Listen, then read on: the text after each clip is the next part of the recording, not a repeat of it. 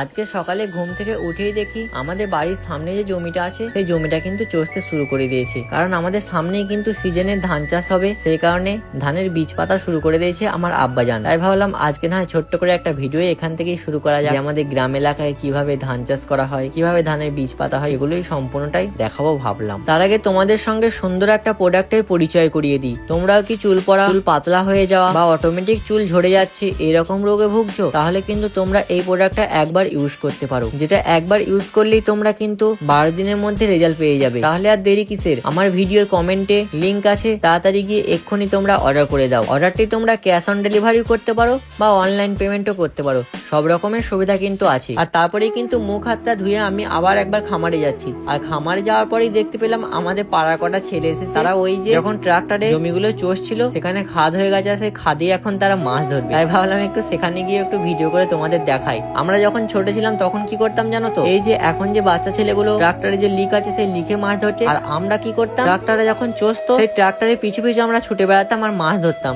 আসলে মাছ তো পেতামও না, ওই যে মজাটা হতো, অনেক বন্ধু মিলে এরকম করতাম। আবার যখন পানি হতো তখন তো আমাদের মাঠে গিয়ে গা ধোয়ার মজাই আলাদা। অনেক বন্ধু মিলে চলে যেতাম মাঠে পাউটে, তারপরে কাদায় ঘুঁটা মারতে। আর এইরকম ছোটবেলায় আমাদের মতন কীর্তিকলা কে করতে, আমার তো মনে হয় আমাদের মতো যারা গ্রাম এলাকার ছেলে তারা তো এরকম কাজ করবি। আর আমি আমাদের বাঁশতলায় বসে থাকতে থাকতে দেখছি যে আমার আবার একটা ভাইপো চলে এসেছে। আসলে আমার এই ভাইপোটাকে দেখতে যতটা ভালো মানুষ মনে হচ্ছে না, একদম ধানি লঙ্কা। একবার যদি তোমরা কেউ কথা বলে এর সঙ্গে তাহলেই বুঝতে পারবে। আমার পাশে এসে বলছে আমার ওই ভাইগুলোকে একবার দেখাও, ভাইগুলোকে দেখাও। আমি বলছি হ্যাঁ রে ভাই দেখিয়েছি। আর এই যে তারপরে কিন্তু আমাদের পাড়ার ছেলেগুলো এখন মন দিয়ে মাছ ধরছে। আমি জানি হয়তো তারা একটাও মাছ পাবে না,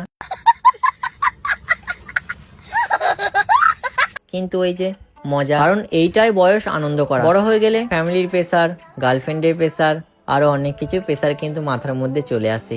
তাই ভাই এখনই ছোট আছো, যতটা পারো মজা করে নাও। জীবনে কি হবে কেউ বলতে পারবে না। যাই হোক একটু বেশি জ্ঞান দিয়ে ফেললাম। আজকের মতো ব্লগটা আমি এখানেই শেষ করে দিচ্ছি। দেখা হবে আবার একটা সুন্দর কোনো ব্লগ ভিডিও নিয়ে। ততক্ষণে যেন সুস্থ থেকো, ভালো থেকো। Love you all.